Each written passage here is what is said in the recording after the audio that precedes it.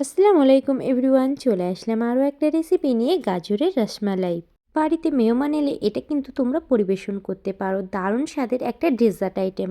শীতের মরশুমে আমরা কিন্তু প্রায় গাজরের হালুয়াটা ট্রাই করে থাকি। এবারে শীতের মরশুমে গাজরের রসমালাইটা একবার ট্রাই করে দেখো। তো চলো ঝটপট রেসিপিটা দেখে নাও। এখানে প্রথমেই আমি 3টে গাজর নিয়ে নিয়েছি। গাজরটাকে খুব ভালোভাবে ছিলে নেব। তোমরা কতটা পরিমাণে বানাবে সেই অনুপাতে কিন্তু গাজরটা নিয়ে নেবে। তারপর গাজরটাকে খুব ছোট ছোট করে আমি এখানে সবগুলোকে কেটে নিচ্ছিলাম। এবার একটা মিক্সিং জার নিয়ে নেব, তার মধ্যে সমস্ত গাজরের টুকরোগুলো দিয়ে দেব। এর মধ্যে অ্যাড করব 2 চামচ পরিমাণ চিনি, আর দিয়ে দেব হাফ কাপ পরিমাণ দুধ। দুধটা কিন্তু এখানে কাঁচাই নিয়েছি আমি। তারপর খুব ভালোভাবে একটা মিহি পেস্ট করে নিতে হবে। খেয়াল রাখতে হবে যেন কোনো দলাভাব না থাকে, একদম স্মুথ একটা পেস্ট বানিয়ে নিতে হবে। এই মিশ্রণ থেকে আমি ছোট চামচে 3 চামচ এটাকে সরিয়ে রাখলাম, এটা পরে কাজে দেবে। চলো এবার গ্যাসের মধ্যে একটা কড়াই বসিয়ে দিয়েছি, দিয়ে দিলাম 2 চামচ পরিমাণ ঘি।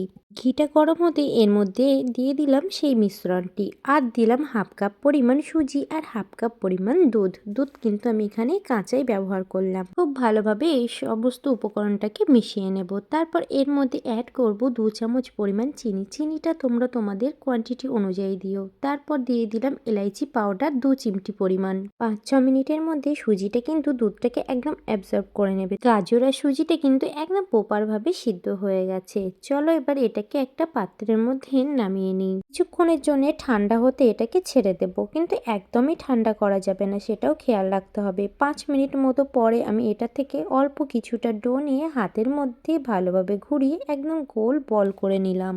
সব বলগুলো কিন্তু রেডি করে নিয়েছি। এবার একটা পাত্রের মধ্যে ভালোভাবে এগুলোকে সাজিয়ে দেব।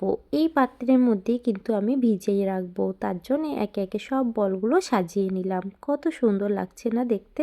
চলো এবার দুধের মালাইটা বানিয়ে নিই। গ্যাসের উপর একটা কড়াই চাপিয়ে দিয়েছি, দিয়ে দিলাম 500 ml পরিমাণ লিকুইড দুধ। তার মধ্যে ফ্যাটানো এলাচ দিলাম 4টে, আর 3 চামচ পরিমাণ দিলাম চিনি। আর আগে থেকে যে পেস্টটা তুলে রেখেছিলাম 3 চামচ, সেটাই এর মধ্যে অ্যাড করলাম। খুব ভালোভাবে সবগুলোকে মিশিয়ে নেব, আর কিছুক্ষণের জন্য কিন্তু এটাকে ফুটতে দিতে হবে। এখানে 2 চিমটি পরিমাণ আমি ফুড কালার ইউজ করলাম, এতে কিন্তু কালারটা অনেক সুন্দর হয়। 10 মিনিটের মধ্যেই কিন্তু এটা অনেকটা গাঢ় হয়ে যায়। এবার মালাইটা বলের মধ্যে ভালোভাবে দিয়ে দেব।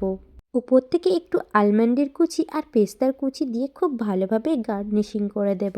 10 মিনিট রেস্টে রেখে তারপর গরম গরম পরিবেশন করুন গাজরের রসমালাই। কেমন হয়েছে অবশ্যই কিন্তু কমেন্ট করে জানাবেন। ভিডিওটি যদি ভালো লেগে থাকে তাহলে অবশ্যই লাইক, কমেন্ট, শেয়ার করে দিও। দেখা হচ্ছে অন্য ভিডিওতে। আল্লাহ হাফেজ।